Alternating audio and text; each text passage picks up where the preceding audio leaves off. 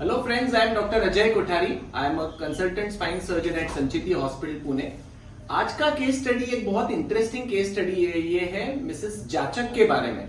इनका एज है 70 इयर्स और इनको लंबर स्पाइन में स्पॉन्डिलोलिस्थेसिस का प्रॉब्लम था।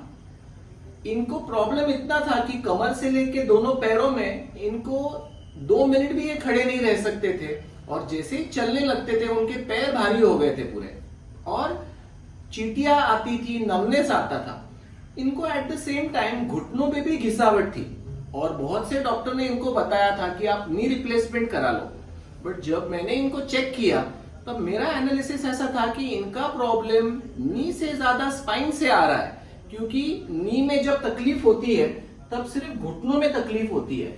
जब कोई पेशेंट बोलता है कि मुझे कमर से लेके दोनों पैरों में तकलीफ है और मैं 2 मिनट भी खड़ा नहीं रह सकता या रह सकती और मेरे तुरंत पैरों में हेवीनेस आ जाता है, इसका मतलब वो प्रॉब्लम घुटने की बजाय स्पाइन से है। और सेम केस इनका था कि इनका स्पाइन का सर्जरी प्लान नहीं था, नी का सर्जरी प्लान था।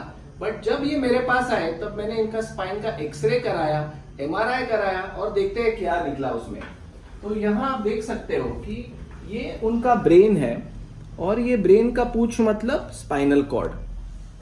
तो इनको इस L4 और L5 वर्टेब्रा में लिस्थेसिस आने के कारण इनकी पूरी नर्व यहाँ पे दब रही थी और वहां से जो नर्व निकल रही ये पैरों में सप्लाई करती है, उस नर्व के ऊपर दबाव था eight 2 levels, L4-5 and L5-S1। सो इसको हम स्पॉन्डिलोलिस्थेसिस बोलते हैं, जिसमें एक हड्डी दूसरे हड्डी के ऊपर स्लिप हो जाता है और वहां से जो नर्व निकलती है उस नर्व के ऊपर दबाव आ जाता है।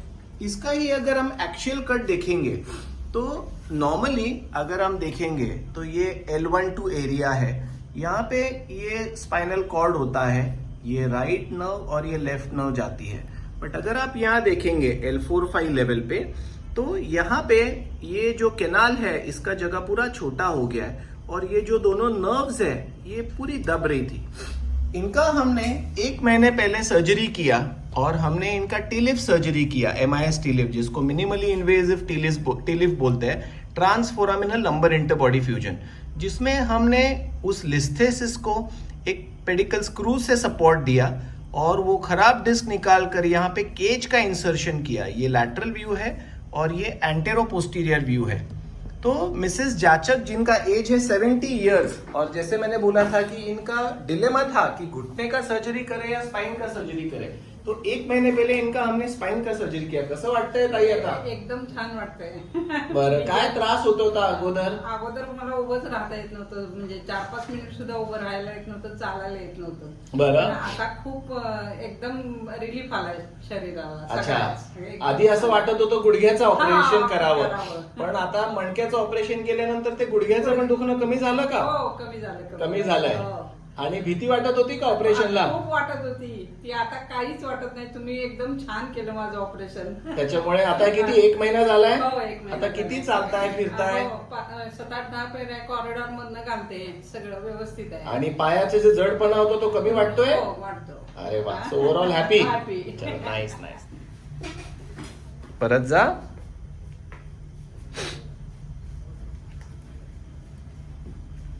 तो अगर आप क्लोजली देखेंगे तो इनको नीज में भी, तिथेच थांबून घ्या 1 मिनिट, इनको नीज में भी थोडंसं ते वरती करा पायजामा, कि इनको नीज में भी ऑस्टियो आर्थराइटिस है, कि इनके अगर दोनों घुटने आप देखेंगे, ये पकड़ 1 मिनट, इनके दोनों घुटने देखेंगे तो घुटने में भी बोइंग है और घुटने का जो ऑस्टियो आर्थराइटिस का दर्द होता है वो यहाँ होता है बेसिकली मीडियन जॉइंट लाइन पे या लैटरल जॉइंट लाइन पे।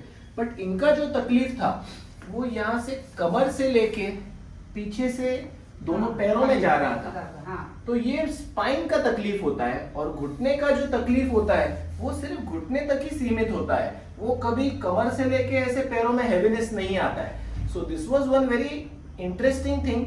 और अगर समझो इनका सिर्फ नी रिप्लेसमेंट पहले होता था तो इनके जो ये कमर से लेके नर्व के सिम्टम्स थे ये कम नहीं होते थे। Thank you very much.